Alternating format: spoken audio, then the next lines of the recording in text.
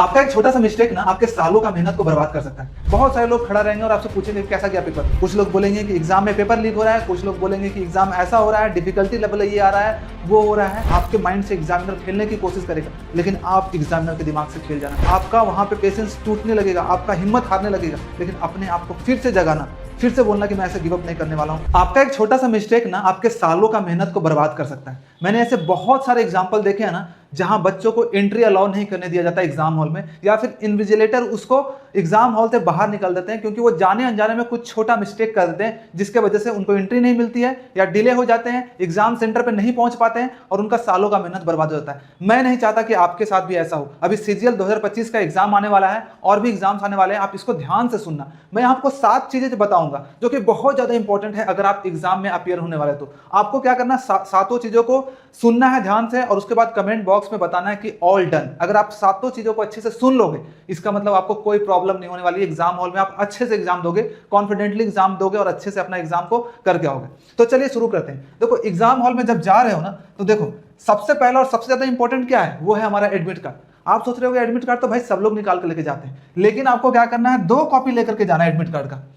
ऐसा सोच रहे होगे कि 2 कॉपी की क्या जरूरत है। 2 कॉपी की इसलिए ना कि कभी कभी ऐसा होता है जब आप 1 कॉपी करते हो तो 1 कॉपी जाने अनजाने में गलती से आपका कहीं पे छूट जाता है, यहाँ पे कहीं पे गुम हो जाता है या फिर पानी से भीग जाता है, तो आपको एक इमरजेंसी के लिए एक्स्ट्रा कॉपी एडमिट कार्ड का जरूर रखना है, ताकि अगर एक कॉपी में कुछ दिक्कत भी आ गई तो दूसरा कॉपी आपके पास हो आपके पास। तो ये बहुत ज्यादा इंपॉर्टेंट है। उसके बाद जैसे ही एडमिट कार्ड आप निकालो तो अपना नाम और अपना डेट ऑफ बर्थ जरूर चेक करना कि सही है कि नहीं, और साथ में एग्जाम सेंटर भी चेक कर लेना और शिफ्ट भी चेक कर लेना। बहुत सारे लोग इसमें गलती करते हैं, एग्जाम सेंटर मन में पहले से अज्यूम कर लेते हैं कि ये वाला होगा, और क्योंकि थोड़ा बड़ा डिफरेंस होता है, कभी कभी नोएडा में ही सेक्टर अलग अलग होते हैं, तो आपको ध्यान से देखना कि कौन सा एग्जाम सेंटर में है।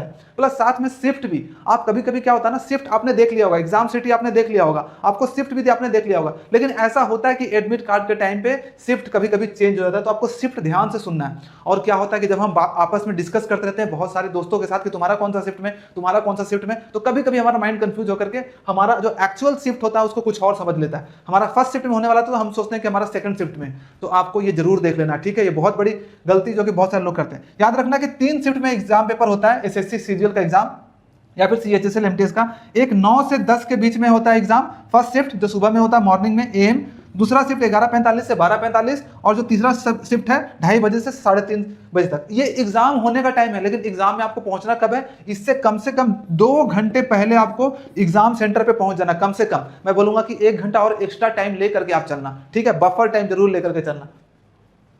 अब हम चलते हैं, इसके साथ एक चीज याद रखना कि ना कभी भी गूगल मैप पे भरोसा मत करना कि गूगल मैप में एग्जाम सेंटर का डाल दिए और वही सेंटर पे मुझे पहुंचा देगा। नहीं, आपको 3-4 जगह पे गूगल पे सर्च करके भी लोकेशन देख लेना है, पता करना है। और अगर आपको टाइम अलाउ करता है, अगर आप एग्जाम के लिए सीरियस हो, तो 1 दिन पहले आपको जाकर के एग्जाम सेंटर देखना भी है, और उसी टाइम पे जाना जिस टाइम पे आप एक्चुअली जाने वाले हो। मान लो फर्स्ट शिफ्ट में आपका एग्जाम है, तो फर्स्ट शिफ्ट में ही जाकर के 1 दिन पहले जाकर के चेक करो, आपको पूरा अंदाजा हो जाएगा कि एग्जाम सेंटर कहाँ है, कितना टाइम लगता है मुझे अपने घर से वहां पे जाने में, प्लस साथ में ट्रैफिक कितना है, एग्जाम में कैसा कैसा माहौल है, कैसे एंट्री होता है, सब कुछ आपको 1 दिन पहले जाकर के वहां पे कंफर्म कर लेना है। मैंने किया था क्योंकि मेरे लिए एग्जाम बहुत ज्यादा इंपॉर्टेंट था, मुझे पता था कि मैं यहाँ पे रिस्क नहीं ले सकता, तो मैं जाकर के एग्जाम सेंटर देखा था, ठीक है, और कंफर्म किया था। तो आपको यही करना है। अगर किसी का एग्जाम सेंटर बहुत दूर दिया हुआ है, 100, 150, 200 किलोमीटर दूर दिया हुआ, तो मैं आपको बोलूंगा कि 1 दिन पहले आप अपने एग्जाम हॉल में पहुंच, एग्जाम सेंटर, एग्जाम सिटी में पहुंच जाना, ठीक है। वहां पे पहुंच करके जाके सबसे पहले, अगर मान लो शाम को पहुंचे, तो एग्जाम सेंटर जाकर के देख लेना कि यही सेंटर है कि नहीं। वहां पे गार्ड वार्ड होगा, किसी आसपास के लोकेशन से लोगों से पूछ लेना कि यही सेंटर है, कंफर्म कर लेना है। वहीं आसपास आपको रूम लेना है और वहीं आपको बस एग्जाम सेंटर पे जाकर के अपना एग्जाम देना है, ठीक है, एकदम अच्छे से। कोई भी गलती नहीं होनी चाहिए, नहीं कि बहुत दूर ले लिए सेंटर से, अपना रूम बहुत दूर ले लिए, ऐसा नहीं करना। और याद रखना कि अकेला, हमेशा अकेला ही रहने की कोशिश करना। अगर फैमिली मेंबर है तो फैमिली मेंबर के साथ जाना, किसी अनजान पर्सन के साथ रूम शेयर मत करना, मैं ये बोलूंगा आपको, ठीक है। ये हो गया, तो इसको भी आप टिक बॉक्स मार दो अगर आपने सुन लिया तो।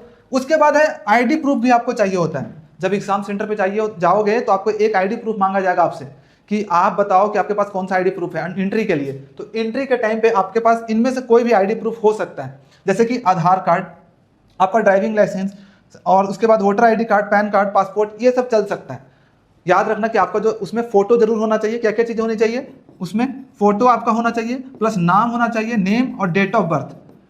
ये तीनों चीज आपका मैच करना चाहिए आपके साथ। अगर नहीं मैच कर रहा तो समझो कि आपको एग्जाम हॉल में एंट्री नहीं करने दिया जाएगा। तो तीनों चीज होना चाहिए। कभी कभी किसी का क्या होगा कि आधार कार्ड में उसका डेट ऑफ बर्थ मैच नहीं हो रहा है, कोई बात नहीं, आप आधार कार्ड ले जाओ, उसके साथ आपको 10th का सर्टिफिकेट आपको लेना जाना पड़ेगा, ओरिजिनल सर्टिफिकेट। इसको माना जाता है डेट ऑफ बर्थ के लिए एक वैलिड सर्टिफिकेट, क्योंकि इसमें डेट ऑफ बर्थ लिखा रहता है और इसी के बेसिस पे आपने फॉर्म भी भरा होगा, तो आपको ये जरूरी है। या फिर अगर आधार कार्ड में आपका डेट ऑफ बर्थ सही नहीं है तो आप अपना ड्राइविंग लाइसेंस ले जा सकते हो, ठीक है, उसमें आपका नाम और डेट ऑफ बर्थ लिखा रहेगा। एड्रेस अगर अलग भी है तो चल जाएगा, कोई बात नहीं। बहुत सारे लोगों के मन में क्वेश्चन आ रहा होगा, सर मेरा एड्रेस अलग है जो मैंने डाला है, एड्रेस चल जाएगा। आपका नाम और डेट ऑफ बर्थ और आपका फोटो, ये 3 चीजें आपको लगना चाहिए कि हाँ आप ही हो, ठीक है।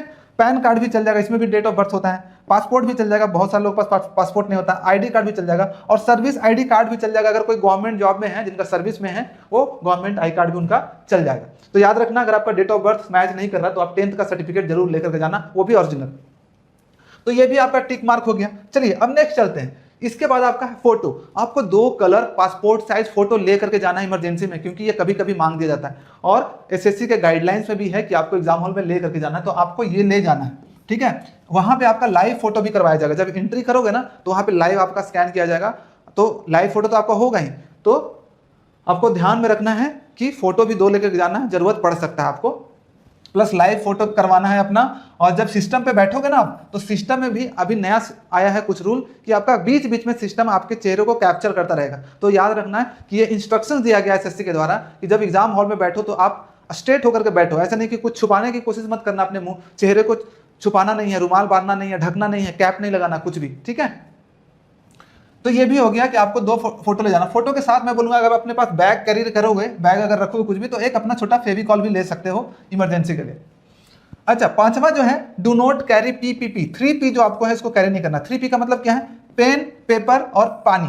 आपको ले जाने की जरूरत नहीं है, ये सब चीजें ले जाओगे आपको बहुत ज्यादा दिक्कत होगी। वहीं पे एग्जाम सेंटर पे ही आपको पानी का व्यवस्था हो जाएगा, पेपर आपको मिलता है और पेन भी मिलता है। तो 3P आपको ले जाने की जरूरत नहीं है एग्जाम सेंटर पे, ठीक है। ये भी आपका टिक मार्क हो गया।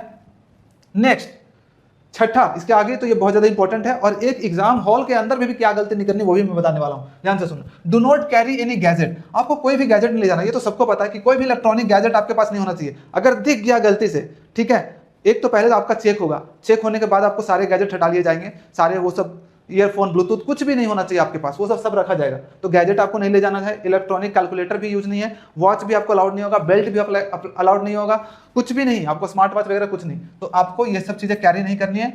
क्या कर सकते हो, घर पे ही छोड़ करके जाओ आप, ठीक है। ये सब चीजें ले जाओगे कहीं ना कहीं दिक्कत होगी। वहां पे बैग वैग रखने का भी व्यवस्था नहीं होता, आपको खुद से अपने रिस्ट पे रखना होता है बैग को। Do not wear any kind of jewellery वगैरह, कोई भी ज्वेलरी आपको नहीं पहनना। आप गर्ल्स हो चाहे बॉयज हो, आपको कोई भी कड़ा हो गया, आपका कोई भी गोल्ड का चेन हो गया, किसी भी टाइप का चेन आपका नहीं चलेगा, ताबीज वाबीज ये सब कुछ अलाउड नहीं होता है, ठीक है। सिर्फ आपको सिंपल कपड़े में जाना है, अपना कंफर्टेबल कपड़े में जाना है, और कोई भी चीजें आपके नहीं होना चाहिए। आपके पास कैप भी नहीं चलेगा। चश्मा पहन दो तो चश्मा हो सकता है, वो भी डिजिटल आजकल चश्मा आता है, वो सब चश्मा नहीं चलेगा, ठीक है। तो ये सब आपको ध्यान में रखना कि कुछ भी नहीं। गर्ल्स को भी कुछ नहीं, ईयर रिंग्स जो होते हैं, नाक का जो होता है, और भी बहुत सारी चीजें होती हैं, पैर का होता है, ये सब चीजें आपको अलाउड नहीं है। तो आप याद रखना कि ये सब चीजें आप करके नहीं जाना। अब चलते हैं, मेन इंपॉर्टेंट बात है वो है एग्जाम हॉल के अंदर क्या करना है। जब आपका एंट्री का टाइम होना तो मैं आप सबसे रिक्वेस्ट करूंगा कि जितना जल्दी से जल्दी एग्जाम हॉल में एंट्री कर लो। वेट मत करना कि अभी तो इतना भीड़ है लास्ट में जाएंगे, ऐसा नहीं करना, क्योंकि हो सकता है कि अंदर में कुछ दिक्कत हो जाए। और क्या है, बायोमेट्रिक, क्योंकि जाने के बाद सबका बायोमेट्रिक होता है, एक एक करके फेस स्कैन होता है, हो सकता है डिले हो जाए, ठीक है। डिले हो जाने की वजह से क्या होगा कि आपका एग्जाम डिले से, लेट से आपका स्टार्ट होगा। तो आपको ट्राई करना है जितनी जल्दी से जल्दी आप लाइन में लग करके अपने कंप्यूटर पे, अपने सिस्टम पे बैठ जाओ, सबसे पहला काम ये है, ठीक है। तो उसके बाद क्या करना है, अपना जितना भी प्रोसेस है उसको कंप्लीटली अच्छे से फॉलो करना है। ये नहीं कि हड़बड़ी में जल्दी से जल्दी अपना कंप्यूटर पे पहुंचने का आपको धीरे मतलब आपको नहीं जाना कंप्यूटर के पास फटाफट, ठीक है। आपको क्या करना है कि आपको 1 स्टेप, एक स्टेप करके जितने भी वहां पे एग्जाम का प्रोसेस हो रहा है उसको कंप्लीट करना। सबसे पहले फिंगरप्रिंट होगा तो उसको कर लेना, एक जगह रजिस्ट्रेशन होता है आप वो करवा लेना। बाकी जो भी चीजें प्रोसेस है सबको देख करके फॉलो करना, अच्छे से देखना कि आपका अच्छे से हुआ है कि नहीं, क्योंकि एक भी स्टेप छूटा मतलब कि आपका जो डाटा है एग्जाम वहां पे नहीं जाएगा, एसएससी के पास नहीं जाएगा और आपका रिजल्ट नहीं आएगा। तो ध्यान से इसको करना है सारा। उसके बाद जैसे ही आपका सारा प्रोसेस कंप्लीट हो जाएगा, अपने सिस्टम पे बैठ जाना, और सबसे पहले आपको अपना सिस्टम चेक करना है, माउस चेक करना है, आपको डिस्प्ले देखना है कि डिस्प्ले सब सही है ना, कुछ दिक्कत तो नहीं है। स्क्रॉल अप स्क्रॉल डाउन करके माउस करके हिला करके अपना देख लेना अच्छे से कि सब सही काम कर रहा है कि नहीं। कीबोर्ड का तो कोई जरूरत नहीं होता, तो कीबोर्ड नहीं देखना। साथ में अपना टेबल चेयर जो भी जिस पे बैठे हो देख लेना है आसपास में कि सही है कि नहीं। अगर सब सही है तो आराम से अपने टेबल पे बैठना है। उसके बाद आपको एक एग्जाम फॉर्म दिया जाता है भरने के लिए एग्जाम के टाइम पे, ठीक है, जिसको कि आपको भरना होता है अपने हैंड राइटिंग से, पेन से भरना होता है। तो वो आप अच्छे से भरना, उसमें लिखना भी होता है, केयरफुली भर के साइन करके उसके बाद जाकर के उसको जमा कर लेना एग्जाम शुरू होने से पहले। अगर एग्जाम शुरू होने से पहले आप नहीं करोगे तो आपको बीच में एग्जाम के टाइम पे उसको भरने के लिए दिया जाएगा, जिसमें कि 2 से 3 मिनट का टाइम लग जाता है और आपका टाइम वेस्ट होगा, ठीक है। Don't talk to anyone. नए रूल के अकॉर्डिंग ना, आपको नए क्या पहले भी रूल ये था, लेकिन आपको किसी को आसपास से बात नहीं करना। ये नहीं कि एग्जाम सेंटर पे चले गए, आधे घंटे टाइम बचा हुआ तो इससे बात कर रहे तुम कहां से हो भाई, तुम्हारा तैयारी कैसा है, ये नहीं करना, क्योंकि सब जगह सीसीटीवी कैमरा लगा होता है, ठीक है। और एक सख्त ये दिया गया है कि आपको किसी से बात नहीं करना है, और अगर बात करते हो पकड़े जाओगे तो आपको एग्जाम से डिबार किया जा सकता है। तो अगर वहां पे कोई इन्विजिलेटर ऐसा हुआ जो कि थोड़ा सा स्ट्रिक्ट हुआ तो आपको बाहर निकाल सकता है। तो आपको किसी से बात नहीं करना है, अपना हेड डाउन करके आप सो सकते हो, रिलैक्स कर सकते हो। अगर आपके पास टाइम है तो उस टाइम को यूटिलाइज करके रिलैक्स करो, अपने माइंड को फोकस करो, थोड़ा सा मेडिटेशन कर लो, माइंड को रिलैक्स करके आप जब एग्जाम दोगे तो अच्छा एग्जाम जाएगा, ठीक है। और पेन और पेपर का भी देख लेना, आपको चेक कर लेना कि आपका पेन सही से काम कर रहा है कि नहीं। हो सकता है कि पेन का ना थोड़ा सा रिफिल एकदम खत्म होने वाला हो, वैसा वाला पेन नहीं लेना, आपको पेन वैसा ही लेना जिसमें कि पूरा फिलिंग है, रिफिल पूरा फिल होगा। और पेपर भी आपको देख लेना कि पहले से यूज किया हुआ पेपर आपको नहीं मिलना चाहिए, ठीक है। और एडमिट कार्ड में किसी भी हालत में आपको नहीं लिखना है। एडमिट कार्ड में अगर आपने लिखा तो समझो कि आप बाहर हो सकते हो। आपको ऐसा नहीं कि आपका रफ पेपर अगर आपका खत्म हो गया तो आप एडमिट कार्ड में लिख दीजिए, ऐसा नहीं करना आपको।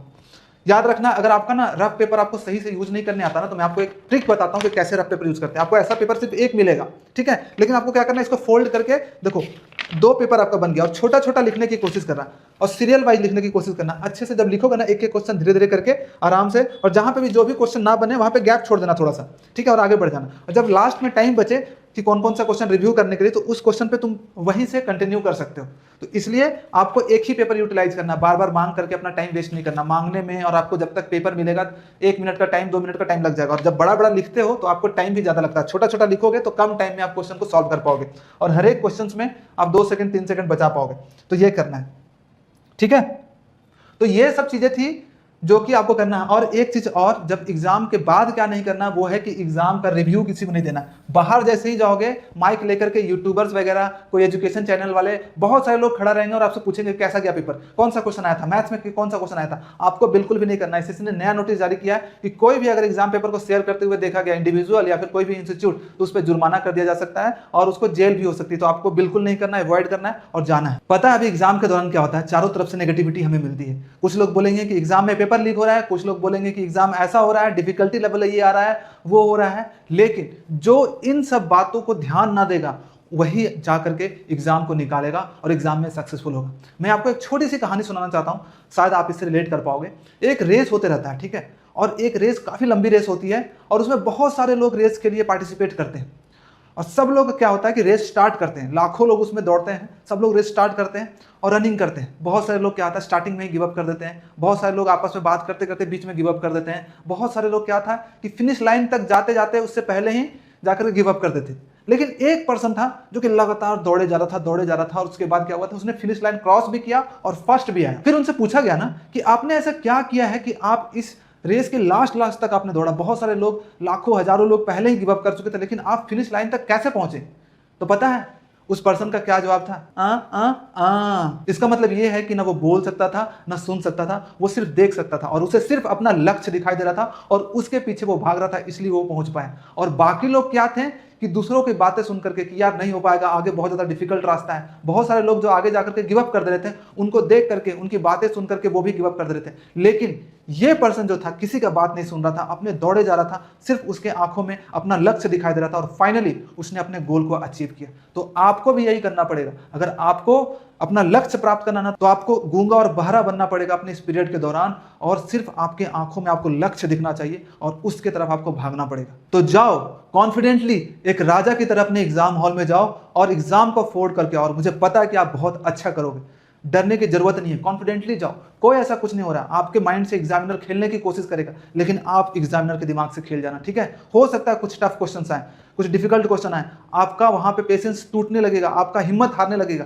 लेकिन अपने आप को फिर से जगाना, फिर से बोलना कि मैं ऐसे गिव अप नहीं करने वाला हूं। जब तक मैं एग्जाम खत्म नहीं हो जाएगा तब तक आपको फाइट करना और अपना बेस्ट देकर के एग्जाम में आना।